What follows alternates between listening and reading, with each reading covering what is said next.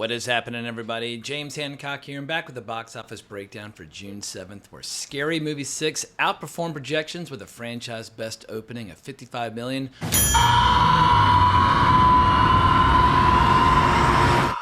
I'm high as fuck! While Masters of the Universe sadly underperformed, falling short of projections with only $29.3 million. Also, keep in mind how much these movies cost to make. According to Variety, the latest Scary Movie had a production budget of only $30 million, while Masters of the Universe cost nearly $200 million, in spite of earlier reports of only $175 million.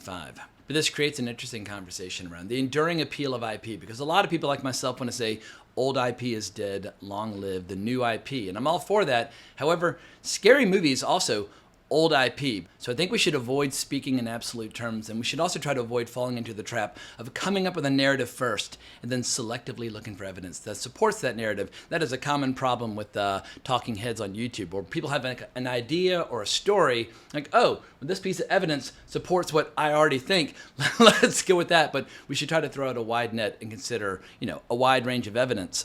But I think we can safely say that over the last couple weeks, a pattern is starting to emerge where bloated, really expensive aging IP like Star Wars or Masters of the Universe, those appear to be struggling, while much more inexpensive movies targeting a really specific audience with a laser focus, those appear to be gaining in popularity. Because in just 2 weeks' time, in spite of a calamitous second weekend drop, Backrooms is already A24's highest grossing movie. It's grossed more than Marty Supreme. And if you look at the global box office for Scary Movie 6, in its first weekend, it's already grossed more than $100 million. And once again, the budget was $30 million. My God, he stabbed her! Not her! My pronouns are they, them. He stabbed them! We back! While it's way too early to refer to Obsession as a franchise or IP, because right now Obsession is just a very successful original movie. However, like with any successful original movie within the horror genre, it means we're going to get 10, 15, 20 sequels over the next 10 or 20 years, because right now Obsession is turning out to be one of the most profitable movies ever made, because I originally reported it had a budget of $1 million. Now I'm hearing it had a production budget of only like $750,000, which of course they sold the movie to Focus Features for $14 million. But Obsession is a box office juggernaut showing no signs of slowing down. It's still in the top 5. It's kicking all kinds of ass. And I have no way of knowing what the final worldwide box office tally of Obsession is going to be. But there's a very good chance it's going to be well in excess of $200 million, meaning there's a chance that Obsession might end up having a higher worldwide gross than a movie like Supergirl. And I don't know if Supergirl is going to make 200 or 500 or anything in between, but it looks like Supergirl might end up underperforming in a couple weeks' time. If Obsession ends up outperforming Supergirl, once again, it goes back to my pattern that I'm describing, where much more targeted films, which have a very specific audience in mind, and also movies that have a lot of budgetary discipline, and they're keeping their budgets, like with Scary Movie, $30 million, Backrooms, $10 million, Obsession, $1 million. But these are movies that have style and individuality, a specific goal in mind. Hey there, we heard tell of a Halloween party. We're here to drink, play bad music, do some half-gay shit. Why just half gay? And my hope is that we'll get a lot more movies like that in the future, as opposed to a movie like The Mandalorian and Grogu, which has already fallen out of the top 5. In just the third weekend of release, as The Mandalorian and Grogu approaches $300 million worldwide, it looks like it's already completely running out of gas. And a couple weeks ago, I was much more optimistic. I predicted $500 million worldwide just due to the enduring appeal of Star Wars and the lack of kids' movies in the theater. But nope, it's starting to look like Disney has taken the world's most popular original IP created for the movies ever and turned it into a niche franchise.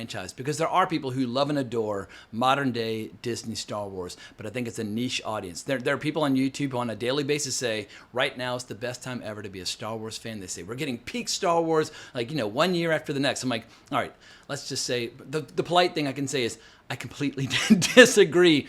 But there are those people that just eat it up with a spoon, but it is a niche audience and it is a small audience. And if a Star Wars movie is struggling to hit 300 in week 3, while movies that have considerably fewer resources are just beating the pants off it, something has clearly gone very, very wrong over at Disney. But let's get back to the success of Scary Movie, because I came across an interesting stat over the weekend. Who can remember the last time an outright comedy opened at number 1 with box office in excess of $50 million? And I'm not talking about Marvel movies, which have comedic ingredients, or movies like Barbie, which are like IP movies based on a toy that also have comedic ingredients. I'm talking about movies that are first and foremost a comedy. And Scary Movie, not a horror movie. You can't define it as within the horror genre. It is an outright, straight up, traditional comedy. But apparently it was 2014 with 22 Jump Street, which opened at $57 million. That was 12 years ago. And people have been complaining for years about like what's happened to all the comedies, the comedy genre is dead, etc. and so forth.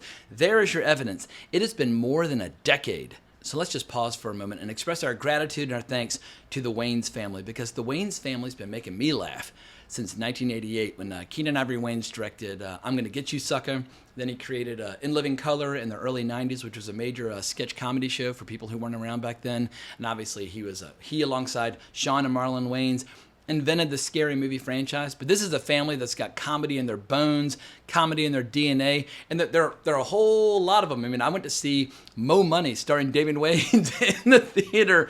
There are a lot of very talented members of the Wayans family, and obviously that trend is looking like it's going to continue. But I think right now, at least, Sean and Marlon, they're the heavyweight champions of this family, and those two guys, they just make me laugh my ass off. And I prefer Scary Movie 1 big time, and I prefer Scary Movie 2 over Scary Movie 6, but I did laugh in Scary Movie 6. I laughed about half the time, and like with any comedy, you take a lot of big swings, some of the jokes just go and some of the jokes, like for 5 minutes, you're rolling on the floor, cracking up. And I find it even more hilarious that critics just despise the movie. I've been saying for years that the great majority of critics are joyless, humorless assholes. And the fact that they loved Masters of the Universe, which is struggling. I'm not going to say it's a bomb, but it's struggling. And the fact that they hated Scary Movie 6, which is thriving and doing really well, you could not find a better example of how the great majority of kind of traditional critics for traditional media companies are a little bit out of step with with general audiences and their tastes and preferences. And what's great about the comedy genre is that it's completely honest. You don't need critics. If you walk into a theater and people are laughing, that is a good comedy. If you walk into a theater and people are politely applauding, that's not a comedy. That's something else. It's probably selling a message or something like that. But if you look at the history of the Scary Movie franchise, most of which did not get great reviews in their day, but if you compare the production budgets to the opening weekends to the final worldwide box office, some of these movies are insanely successful. The very first Scary Movie in 2000, $19 million budget, grossed $277 million. I don't think Scary Movie 6 is going to get that high, but maybe it'll get to 200 if it's really lucky. Scary Movie 2, they let the budget balloon to $45 million, but it only grossed $141. So that was the problem. The budget doubled, but the box office got nearly cut in half. Scary Movie 3, $45 million budget, made $155. Scary Movie 4, $40 million budget, made $178. Scary Movie 5, $20 million budget, only grossed $78. You can tell the franchise was over. That also had the lowest opening weekend of $14 million back in 2013. And now with the latest entry, it looks like we're going to have yet another successful Scary Movie. And the good news is horror is so hot right now, and it's going through such a creative renaissance, and we're getting so many great new horror movies. There's going to be plenty of fresh material for them to explore and undermine and poke fun at in the years to come if they choose to do another. But here's going to be the real test.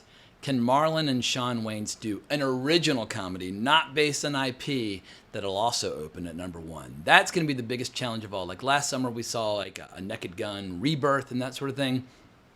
When are we going to see a comedy that is not IP open at number 1 just because it is funny as fucking shit? A movie like There's Something About Mary, or a movie like The Hangover, or a movie like Borat. These movies that just come out of the blue, take over the culture, and ultimately end up getting quoted by friends when they're wasted in bars, like, oh my god, like, you're my new best friend because you understand my weird, obscure reference to that weird, obscure comedy.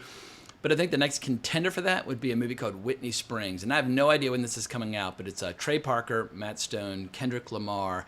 And it keeps getting delayed and postponed, which makes me think maybe something's gone horribly wrong. But if there are any filmmakers out there that can open a movie at number 1, because obviously Trey Parker and Matt Stone, they are a brand or a franchise unto themselves, even if this is going to be a fresh, new, original movie. But bring it on.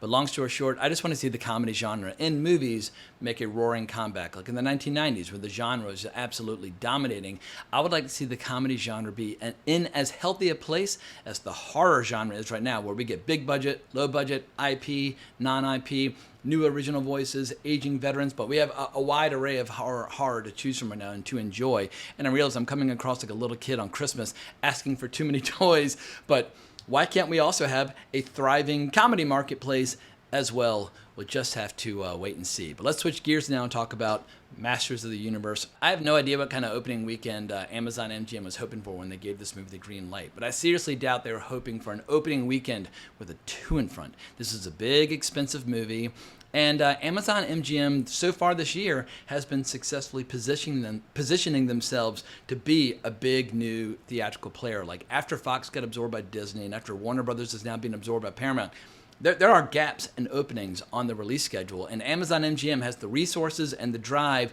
to fill those gaps. And Project Hail Mary obviously was very popular, very successful, and a cool movie. I hope they'll make more original movies based on books like that.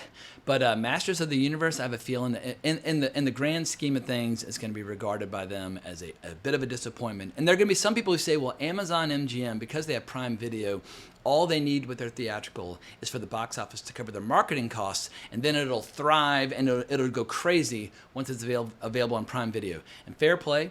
If Amazon wants to look at their box office numbers in a different light versus the rest of the competitive landscape, they're free to do so.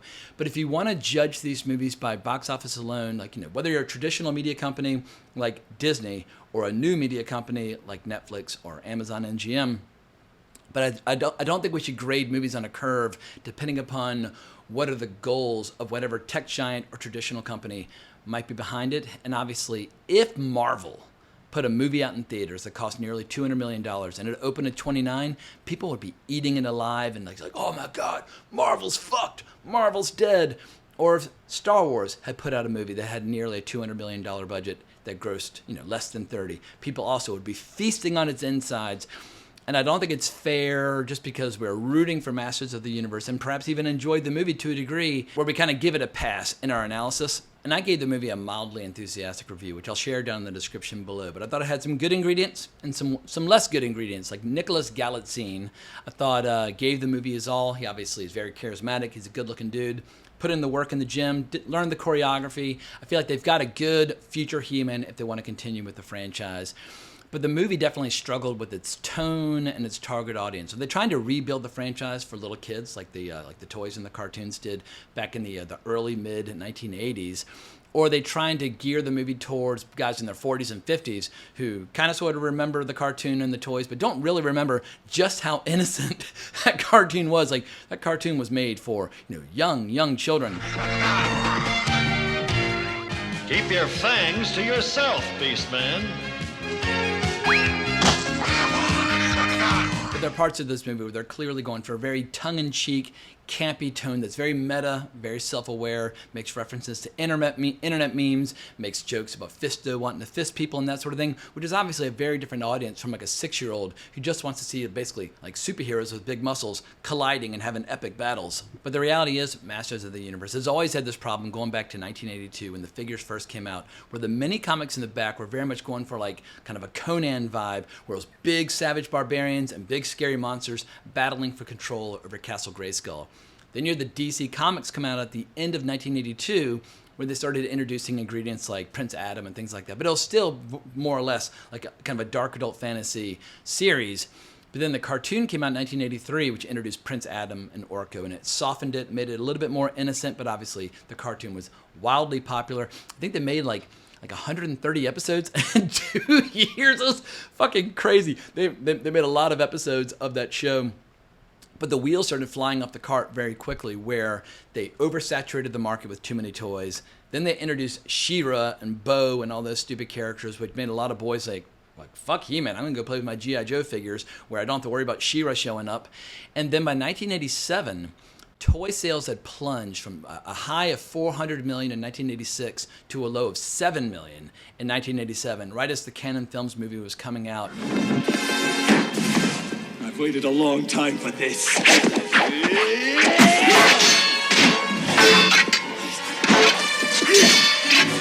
And the people who had fallen in love with He-Man in 1982 were now, they'd gone from age 5 to age 10 and they'd outgrown it. And it's really struggled to kind of reinvent itself ever since. There have been multiple cartoons. There have been multiple new toy lines. They're always trying to recapture the magic that basically lasted from like 1982 to 1984. think the reality is people should try to learn a lesson from that early success of Masters of the Universe, like the idea of creating a new IP from scratch, where if you watch the documentaries Power of Grayskull as well as the Toys That Made Us, I think it's episode 2 or episode 3, but they're two very good documentaries about the boom and bust cycle of Masters of the Universe back in the day. But I feel like if you're going to try to build, like if you want a successful franchise, come up with your own original idea, put out your toys or your comics or your animation or your movie or whatever, but you can make a case that in 2026 it's probably easier both creatively as well as financially to invent new IP, something like Backrooms, versus resurrecting old IP from 44 years ago at this giant bloated price and trying to make a successful movie franchise out of it. Sorry, motorcycles going by. So we shall see what we shall see. Amazon can afford a movie that underperforms, and if it does really well online, I imagine they'll make another movie. I don't know if Travis Knight will direct it. Maybe they'll make a She-Ra movie. Maybe they'll do like a crossover. Who knows? But obviously, this is not the big, robust, ringing endorsement from the audience that Amazon MGM was hoping for going into the summer movie season. So let's revisit my initial theory or hypothesis that we're seeing a pattern emerging where lower budget movies with a more targeted audience are thriving, whereas the big budget movies are struggling. There are two big giant holes in my theory coming later this summer, because Toy Story 5, when it comes out, I imagine will completely obliterate whatever remaining chances there are for Masters of the Universe or Mandalorian Grogu for making any money, and that's coming right around the corner. So I think Toy Story 5, there's a very good chance it might be the highest grossing movie of the year. It'll probably gross like $1.5 billion or something insane. And we also have Spider-Man Brand New Day, which is IP, which goes back to the early 60s. So I don't think we can close the books and say RIP, old IP yet. There are clearly always going to be movies that are based on old ideas that thrive and do well and have very successful audiences.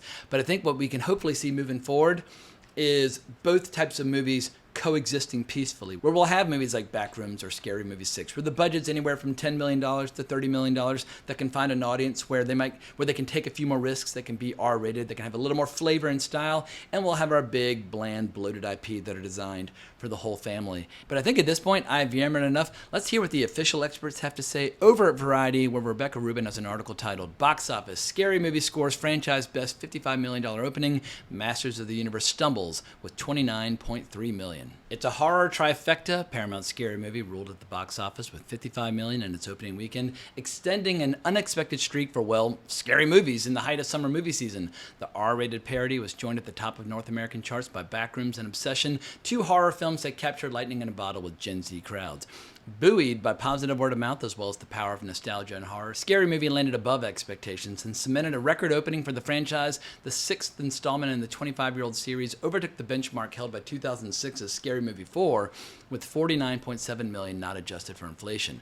Miramax financed Scary Movie for $30 million, so the horror comedy is poised to reap financial rewards. Globally, it has earned $105.5 million from 53 markets. This is an outstanding opening for a comedy sequel this far into its series, as David DeGrosse, who publishes the box office newsletter Franchise Re. It's also a huge bounce back after the last installment in 2013 crashed when Anna Faris and Regina Hall were excluded. And let me pause to push back on that, because I think the biggest problem for the Scary Movie franchise was how the Wayans brothers were excluded from the franchise that they created after the second movie. But in any case, it's great to see the Wayans family, the Wayans brothers, and everybody back on Team Scary Movie. Scary Movie easily secured the #1 spot over this weekend's other major new release, Amazon MGM's Sword and Planet adventure, Masters of the Universe, which debuted at #2 with a soft $29.3 million in North America. It's an underwhelming start for a movie that cost nearly $200 million to produce, not including the marketing budget. It'll require substantial staying power to justify its price tag, considering that theater owners get to keep roughly 50% of ticket sales. This is a soft opening for an action-adventure with franchise and series potential, Gross says, adding that right now the only fantasy heroes doing strong business are the biggest and most established superheroes like Spider-Man, Deadpool, Wolverine, and Superman. Masters of the Universe is based on the Mattel action figure known as He-Man and marks the toy company's second theatrical film from Mattel after Barbie. Inaugural crowds were mostly comprised of fans of the 80s toy and cartoons, and Masters of the Universe will need to cater to broader audiences in the coming weeks in order to become profitable in its theatrical run. In a statement, Amazon MGM's domestic distribution chief Kevin Wilson repeated a similar sentiment about the using of a different barometer for success than rivals. Director Travis Knight and the entire cast and filmmaking team have delivered something truly special, and this opening is exactly the kind of critical first moment that validates our holistic distribution strategy, building awareness and engagement that will carry well beyond the theatrical window.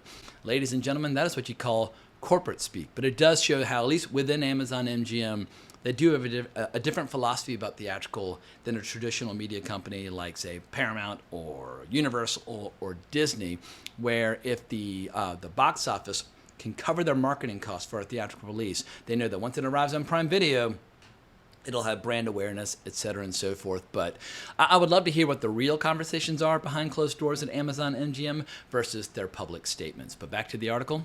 Backrooms landed in third as ticket sales declined 70% in its second weekend. Since the film had such a huge opening, even a steep drop amounted to a stellar $25.9 million from 3,565 venues, with $135 million in North America and $212.6 million globally to date. Backrooms now ranks as A24's highest-grossing worldwide release over Marty Supreme, $191 million.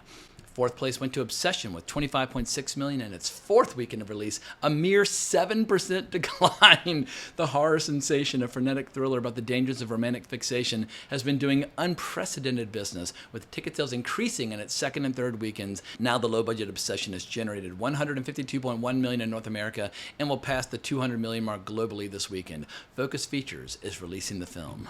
Fathom Entertainment's The Amazing Digital Circus, The Last Act, rounded out the top five, earning $19.4 million. Disney's Star Wars, The Mandalorian, and Grogu took sixth place with $10 million to push its domestic haul to $155.8 million. Globally, the Star Wars spinoff has earned $293.6 million. Scary Movie brings back the Wayans brothers. Marlon Wayans, Shawn Wayans, Keenan Ivory Wayans, and Craig Wayans wrote the script with Rick Alvarez, while Marlon and Shawn co-star as Shorty and Ray for the first time since 2001's Scary Movie 2. They were forced out of the franchise they created by the Weinsteins, who owned Miramax at the time.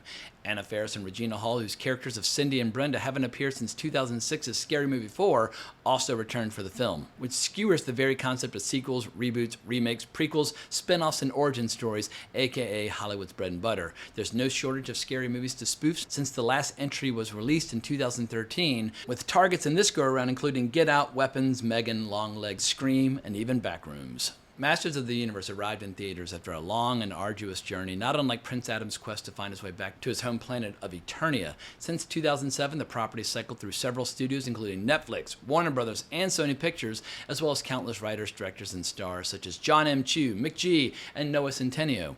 When Amazon MGM acquired the rights in 2024, they hired Travis Knight, Bumblebee, to direct, and Nicholas Galitzine to portray the blonde-haired god. Masters of the Universe follows Prince Adam as he learns to embrace his true identity, the almighty He-Man, after power in Eternia is brutally ceded to the evil Skeletor. That's a very strange final paragraph for her article. Something tells me a lot of this article was written like in bits and pieces over the weekend, and she never kind of revisited her whole structure. But I love and adore Rebecca Rubin's analysis, but she doesn't really have a concluding paragraph. But who knows, maybe they'll update this article later on. But as we look ahead at the coming weeks, it's incredible just how much competition is coming our way. Like, these movies cannot get a break. The movies have to be amazing, or they'll just get obliterated, because this week we have Disclosure Day, directed by Steven Spielberg, and we have a new martial arts movie called The Furious. And you never quite know which movies are going to appeal to which audiences or have overlap or whatever the case might be. But this summer, it's very crowded, and it's going to be an absolute bloodbath for some movies, but obviously other movies will thrive. What are our predictions for Disclosure Day? I expect that anyone who's hoping to see a spiritual sequel to Close Encounters of the Third Kind will realize Spielberg was a very different man in the 1970s than he is today. Obviously, he's the elder statesman of the movie industry. He's the only filmmaker alive who has 2 movies in the top 10 most popular movies of all time, unadjusted for inflation. That would be Jaws and E.T. But back in the 70s and 80s, when he was doing Duel, Sugarland Express, Jaws, Close Encounters, 1941, Raiders of the Lost Ark, E.T., Indiana Jones and the Temple of Doom. It was like he just went from strength to strength to strength, and with some peaks and valleys, but he was just the king of Hollywood, but a long time ago. When was the last time Spielberg made a movie that you just fucking loved, that you wanted to watch over and over and over again? Like, I respect Bridge of Spies, I respect Munich, but Saving Private Ryan's the last one that I saw multiple times, and obviously before that, Jurassic Park and things like that. So, I'm keeping my expectations both creatively and financially in check for Disclosure Day, because the trailer just made it look like kind of like a bland M. Night Shyamalan movie on a bad day, when like Emily Blunt's going making all those stupid sounds. Like, this is pathetic. Today's.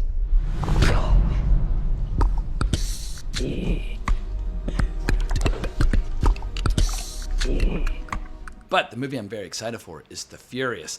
I've heard nothing but great things. Actually, maybe I've heard too many good things, but I've heard this is the coolest action movie in 10 years.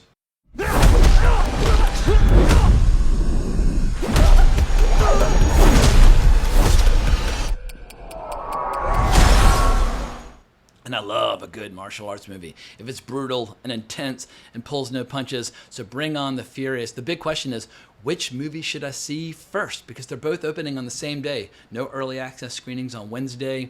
And I have to go down to Princeton on Friday afternoon. But I need to see and review both movies Thursday and Friday morning before I skedaddle. And I'm torn as to which one I should see first, because I think Disclosure Day will generate more traffic, but The Furious will make me happier as a moviegoer. So I'll wrestle with that later in this week. But let me know what you think of the success of Scary Movie down below. This is going to be a crazy summer, and we have so many giant movies coming our way. But I hope there'll be a few more surprises in store for us. Movies like Backrooms, movies like Obsession, where we're like, whoa, new filmmakers, new ideas, new IP. Yes, more please. But if you enjoyed this video, please consider liking, subscribing, hitting the notification bell, becoming a member. You know the drill, but I hope everybody has an amazing week. But more importantly, as always, onwards and upwards.